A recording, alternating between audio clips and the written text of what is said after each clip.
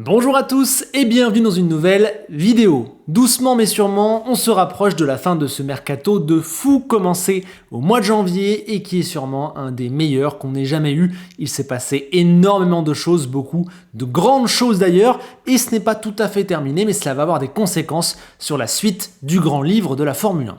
Aujourd'hui, il ne reste plus que 2 sièges libres, mais en réalité, celui chez Racing Bulls n'en est pas vraiment un, puisqu'il ne concerne que les pilotes internes à la famille Red Bull.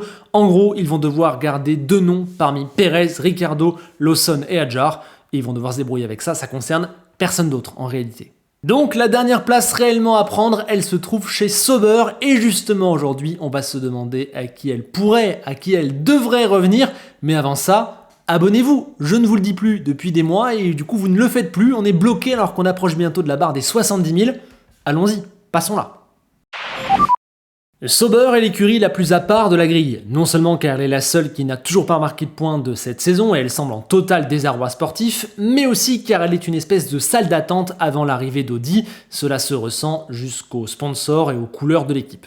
Et le problème, c'est que depuis l'annonce du rachat il y a 2 ans, eh bien tout va de travers. Le projet n'inspire pas confiance et n'attire pas, on l'a vu avec l'exemple Carlos Sainz, et surtout il a été revu à la baisse puisque l'objectif victoire en 2028 a déjà été balayé, repoussé. Cela prendra plus de temps à la marque allemande pour gagner car durant ces 2 saisons, aucune base solide n'a été posée, que ce soit sur le plan sportif, humain ou structurel, et du coup Audi va devoir repartir d'une page blanche en 2026 et même d'une page beaucoup plus abîmée que lorsqu'elle a repris l'équipe quand elle s'appelait encore Alfa Romeo. Ainsi, à la suite d'un audit, Andreas Seidel et le CIO ont été débarqués. Binotto est maintenant le nouveau boss, accompagné de Jonathan Winsley, l'une des têtes pensantes de Red Bull pour la partie technique. Et le maître mot est devenu patience, puisqu'il y a trop de changements à effectuer. Et c'est dans ce contexte qu'il faut compléter le line-up pour la saison 2025 et ce n'est pas forcément évident de savoir dans quelle optique Audi va-t-elle se placer.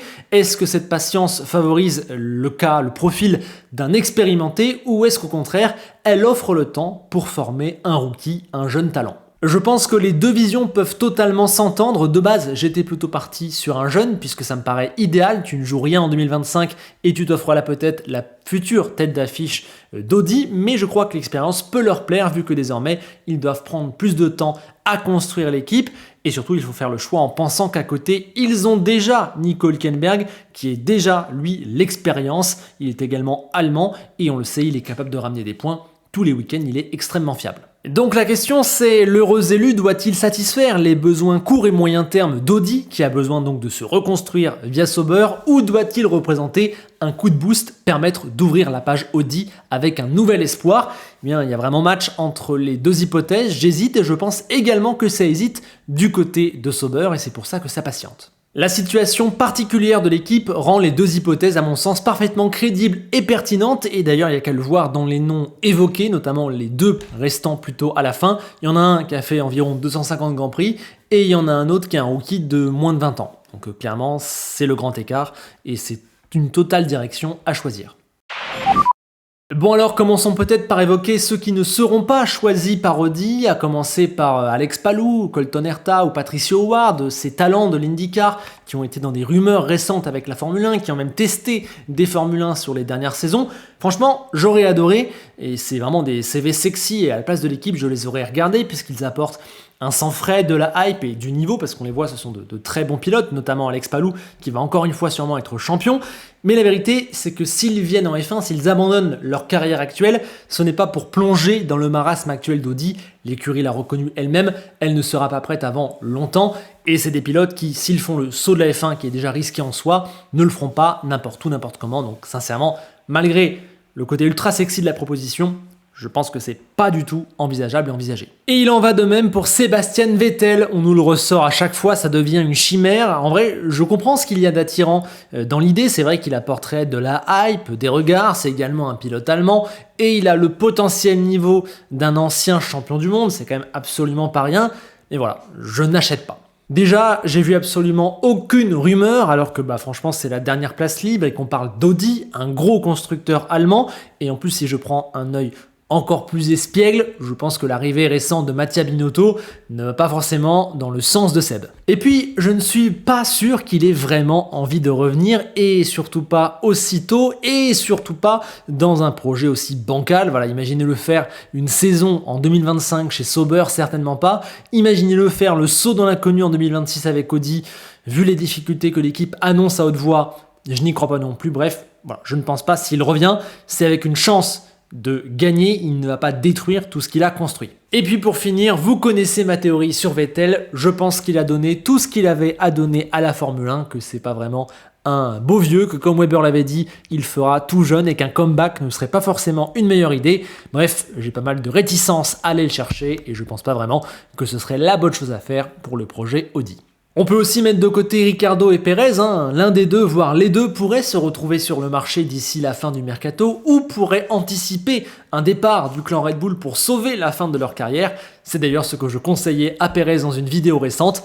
Tente d'aller dans un projet qui te veut, où tu pourras te construire une meilleure fin de carrière puisque tu n'as plus rien à gagner dans le clan Red Bull, ce qui je pense est le cas de Pérez et de Ricciardo. Ces deux pilotes ont de l'expérience, clairement, ils ont aussi une certaine cote, ils peuvent combler les besoins immédiats de l'équipe à plein de niveaux, mais voilà, je ne crois pas que ça colle avec Audi, ça fait un petit peu recyclé, il y a aussi des doutes, les deux, sur leur niveau sportif actuel, ils ne représentent pas l'avenir, ils sont clairement en fin de carrière, j'ai du mal à voir un nouveau projet, investir en eux, voilà, sincèrement, je n'y crois pas. Et puis on peut aussi mettre de côté Guan Yu Zhou, puisque maintenant je pense qu'il n'y a plus vraiment de raison de le garder. Depuis 1 an et demi, c'est très compliqué. Là, la différence avec Bottas se voit largement et on a compris que son potentiel n'était pas suffisant, n'était pas immense. Puis il n'a pas l'étoffe d'un bâtisseur, son expérience et son niveau ne lui permettent pas de s'imposer dans la conversation. Son seul argument, c'est le marché chinois, mais quand on voit déjà ses difficultés sur la piste, pas sûr que ça compense. Et on rappelle aussi que l'an dernier, il a eu parfois des difficultés à payer. Donc voilà, je pense qu'il ne fait plus le poids et que son passage en Formule 1, on fera le bilan, restera quand même comme assez faible. En revanche, la situation semble avoir évolué récemment pour son coéquipier Valtteri Bottas, qui serait même favori à sa propre succession, ou en tout cas dans une shortlist très très short avec au maximum 2 ou 3 noms. Et en vrai, quel changement par rapport au début de saison où on lui avait plutôt indiqué la porte, et d'ailleurs lui-même l'avait senti quand d'un seul coup son ingénieur avait changé sans qu'on lui demande son avis avant le Grand Prix de Miami, ou quand il a appris que Nico Hülkenberg était annoncé pour l'an prochain par la presse, bon c'est toujours sympathique, il allait s'en aller, c'était le message, il allait aller chez Williams, mais Sainz est arrivé, ça a bouché la place, et donc il se rend compte désormais que sa seule chance de rester en Formule 1, c'est de prolonger chez Sauber, ce qui, de base, je pense, n'était pas vraiment le plan. De base, je me disais qu'il y avait un décalage entre son CV extrêmement expérimenté et les besoins de l'équipe qui a déjà Nico Hülkenberg pour le côté expérimenté. Je pensais vraiment que l'équipe allait miser sur l'avenir, le talent, le nouveau visage d'Audi. Mais voilà, l'équipe se rendant compte qu'elle a peut-être besoin de plus de temps pour se structurer afin de devenir vraiment sérieuse dans le futur, eh bien, il est redevenu une possibilité puisqu'elle considère maintenant l'expérience et les négociations ont repris. Et en vrai, au-delà de son expérience, on rappelle quand même son passage chez Mercedes, ses 10 victoires en Grand Prix, eh bien il continue là de faire une top saison, il est encore au niveau, ne faut pas se fier au classement, la voiture est vraiment trop mauvaise, il connaît bien l'équipe et en vrai il a le profil idéal si finalement elle souhaite miser sur la patience et la structuration pour rattraper le temps perdu ces dernières années. Ce nouvel Audi plus patient peut faire un choix un petit peu plus rationnel en se disant que peut-être qu'il faut continuer avec de l'expérience le temps que l'écurie soit prête et ainsi peut refuser un jeune estimé que c'est trop tôt, qu'il y a trop de risques et qu'elle cherchera sa nouvelle tête plus tard, vers 2026, 2027, 2028. Cela peut donc mener à un compromis, l'équipe s'assoit sur de la hype et des talents mais continue de travailler, et le pilote, Bottas, lui s'assoit sur un gros niveau sportif et accepte des conditions pas forcément idéales, mais reste en Formule 1. Vu sa situation, je pense que Valtteri peut maintenant tout accepter en termes de durée de contrat. Je pense d'ailleurs qu'un 1+1 est plutôt idéal, notamment pour Binotto. En 2025, on continue, on travaille. En 2026, on voit si ça colle toujours ou si on peut faire mieux, différemment. Et en 2027, on se garde les mains libres une fois que le projet est potentiellement bien lancé et bien remis sur les bons rails. Bottas peut donc tout à fait rester maintenant, je pense qu'on l'a compris, mais tout n'est pas fait, il y a encore des candidats qui peuvent faire réfléchir Audi, notamment car il reste encore beaucoup de jeunes talents sur la touche. Là-dedans, j'exclus rapidement Schwartzman, qui est à l'appui de Ferrari et qui a fait la FP1 à Zandvoort à la surprise générale, mais il a déjà 24 ans, il ne représente plus vraiment l'avenir, il n'est pas le plus frais des jeunes, et à part son soutien de Ferrari, voilà, il n'y a pas d'intérêt du tout pour Audi. Et Paul Aron me semble lui aussi manquer de peu le cut, puisque de tous les jeunes qu'on va évoquer, il a le CV le moins fourni, le moins attirant. En plus, là, on le voit en Formule 2, il finit moins bien la saison au moment où ça compte.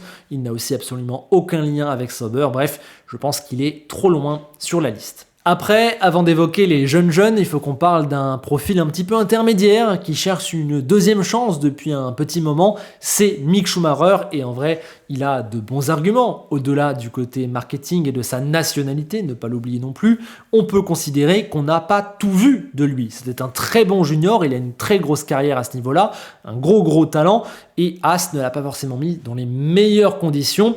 Il mérite quelque part cette fameuse deuxième chance. Et puis il connaît bien le paddock, il a bossé avec Mercedes, avec Alpine, également en endurance. Bref, le prendre représente un moins gros risque que finalement prendre un jeune, et c'est vraiment ce pile entre deux, entre l'expérience et la jeunesse, peut-être qu'il peut contenter tout le monde, mais malheureusement, je pense que son profil est justement un petit peu trop entre deux, expérimenté, mais pas assez par rapport à un Bottas, clairement pas, jeune, mais pas un rookie tout frais qui donne beaucoup d'espoir, attirant, mais pas non plus ultra sexy, puisqu'on a un petit peu été refroidi ces derniers temps. Bref, je pense qu'il laisse un petit peu à désirer et ne colle ni avec la reconstruction, puisqu'il n'a pas assez d'expérience et que son passage chez Haas est teinté de pas mal d'erreurs, et il ne colle pas non plus avec le profil du jeune talent. Il y a aujourd'hui plus frais, plus attirant, et le paddock clairement a été refroidi par les choses qu'on a vues de lui. On le voit dans le fait qu'il n'est jamais choisi dans les rumeurs. Donc je crois malheureusement que même s'il mériterait une deuxième chance, encore une fois, et peut-être d'ailleurs pour la dernière fois, il ne sera pas choisi. En revanche, il nous reste 4 jeunes sur la shortlist, 4 jeunes qui peuvent faire réfléchir Binotto. Va-t-il en préférer un à Bottas et donc tout casser car il croit que ce jeune-là peut représenter vraiment l'avenir de l'équipe à une période, et c'est important, où toutes les équipes placent leurs pions, placent leurs nouveaux jeunes, la nouvelle génération. Il y a d'abord Felipe Drugovich, il a gagné la F2 il y a 2 ans et depuis patiente sur le banc d'Aston Martin dont il est le 3e homme. Il cherche à faire une Douane ou une De Vries, mais ça n'arrivera pas chez Aston. En 2025, il n'y a pas de place, en 2026 non plus, et au-delà, je pense que Tsunoda ou même Verstappen ont largement plus la cote que lui, et même ce sera sûrement trop tard pour lui à ce moment-là. Donc s'il veut conduire en F1, c'est sûrement en dehors d'Aston. Ce serait un super jeune à débaucher pour Audi, notamment parce que voilà, il a un très bon parcours junior, il connaît aussi bien le système F1 auquel il est totalement intégré, il a aussi une nationalité brésilienne qui est assez intéressante, et il serait prêt à sauter dans la voiture, très clairement. Après, il n'a pas de lien direct avec l'équipe, c'est quand même un frein, et son parcours junior n'avait jamais vraiment impressionné jusqu'à finalement son titre en Formule 2. Disons qu'il n'a pas l'étiquette talent hors norme comme des Biermann ou des Antonelli l'ont et montent en F1 l'an prochain, ni comme finalement les 3 concurrents restants. C'est pour ça qu'à mon sens, c'est la 4e roue du carrosse chez les jeunes. Parmi les 3 candidats restants, 2 font partie de l'Académie Sauber, évidemment Théo Pourchaire et Zayn Maloney, mais 2 questions immédiatement. La première, c'est lequel des 2 tu préfères, lequel des 2 est le meilleur, et la deuxième, c'est est-il suffisamment bon pour prendre le pari total de la jeunesse. Notre biais français nous empêche d'être totalement objectif dans cette histoire. D'ailleurs, ça s'est vu dans le sondage que je vous ai proposé sur Twitter. 71% d'entre vous prendraient Pourchaire comme ça demain s'ils étaient le patron d'Audi. Bon, je pense que si on fait ce sondage dans d'autres coins de la planète, on n'obtient pas le même résultat et on obtient même sûrement un résultat inversé. Mais après, j'ai quand même l'impression que des 2, c'est lui qui aurait la préférence d'Audi. Peut-être que je suis trop influencé par son retour surprise dans le garage à Monza et par les propos de Binotto, élogieux, positifs à son sujet. Il le considère pour l'an prochain. Peut-être que ça m'influence, mais je me dis qu'avec les performances juniors de Théo, qui en vrai font de lui l'un des 5 meilleurs jeunes qu'on ait vus sur les 6-7 dernières années, son passage remarqué en IndyCar aussi, qui lui a fait marquer des points, et le fait qu'il n'ait jamais déçu du côté de Sauber, où il est également plus âgé, plus expérimenté, plus prêt que Zayn Maloney, tout ça me fait dire que oui, s'il y en a un des 2, c'est plus le français que le barbadien. Mais attention, on ne néglige pas le petit Zayn, on l'avait repéré dès l'Africa où on se rappelle, il se battait avec Isaac Adjar, il faisait déjà des trucs super intéressants, il a toujours marché très fort partout où il est passé, il a fait direct deuxième de Formule 3, sa première année de Formule 2, elle, a été bonne mais sans plus, et la deuxième a très bien démarré, ça a calé un petit peu sur le milieu, c'est mieux récemment, bref, il n'emporte pas totalement les cœurs, alors que Théo, lui, a au moins l'argument d'avoir été champion et d'être dans les tuyaux depuis un plus long moment. Les deux sont très bons et mériteraient leur chance en Formule 1, ça, il n'y a pas de débat, mais on sait qu'il faut plus que ça pour y accéder, notamment un timing, une impression.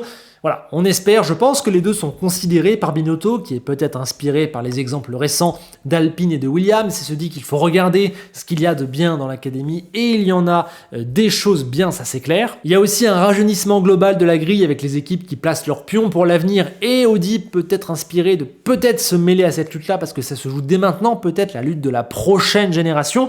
Voilà, je pense que c'est pour ça que Théo récemment est un petit peu de retour dans le jeu. Je ne sais pas si ça ira au bout, mais clairement l'académie est redevenue peut-être chez Audi, Sauber, Binotto un sujet, en tout cas, il considère. Bon, désolé, j'ai eu un petit souci avec la fin du tournage, je dois recommencer, mais je devais absolument faire cette fin parce que c'est la partie la plus importante, puisqu'on va désormais évoquer peut-être le seul jeune qui peut faire changer d'avis à Mattia Binotto, peut-être même celui qui est en pole position pour prendre le siège, c'est en tout cas l'adversaire numéro 1 de Valtteri Bottas, c'est Gabriel Bortoleto. À seulement 19 ans, le Brésilien a gagné la F3 du premier coup l'an dernier et est le seul concurrent à Adjar cette année en F2, vu les performances récentes et ce qu'il se passe dans le championnat, on peut dire qu'il peut faire un doublé historique. Alors oui, il appartient à McLaren, où il est le 3e pilote, il est dans l'académie, mais les papas, ils ne peuvent absolument rien lui proposer en Formule 1, pas l'an prochain, certainement pas celui d'après, voire même plus loin, parce que pour l'instant, le duo Norris-Piastri est censé rester, même si on ne sait jamais ce qui se passe à moyen terme en Formule 1. Tout ça pour dire que c'est un peu une situation ironique, puisque en débauchant Piastri à Alpine, McLaren a fait un coup qui est resté légendaire, mais il s'apprête peut-être à se prendre une Piastri, puisqu'ils vont peut-être perdre leur 3e pilote qui a gagné la F3 et la F2, parce qu'ils n'ont pas de place à lui offrir. On sent d'ailleurs peut-être poindre un petit peu de panique du côté de McLaren, puisqu'ils lui ont donné là comme ça, peut-être en précipitation après Monza, enfin un premier test au volant d'une Formule 1, c'était en Autriche. Voilà, on sent que ce mec-là, il toque à la porte, il l'avait peut-être pas prévu, ou peut-être pas aussi vite, et ils doivent se dire mince, on peut rien lui donner de croustillant, en tout cas pas un volant, ce que Audi, elle, peut faire. Et c'est super intéressant de pouvoir récupérer une pépite comme ça, puisque c'est un des jeunes, voire peut-être le jeune le plus chaud du moment, et même si on revient au-delà de la F3, même en Freca, il avait déjà fait de très très bonnes choses, même s'il n'avait pas été champion.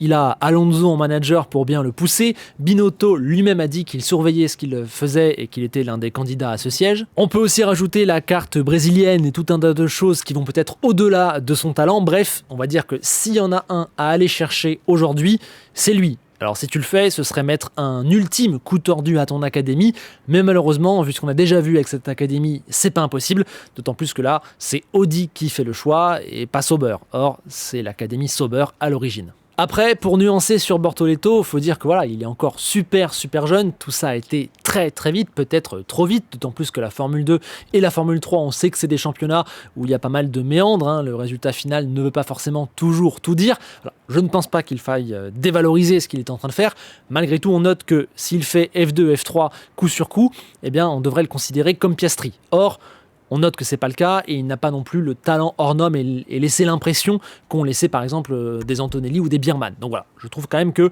y a de moyens de nuancer le cas Bortoleto.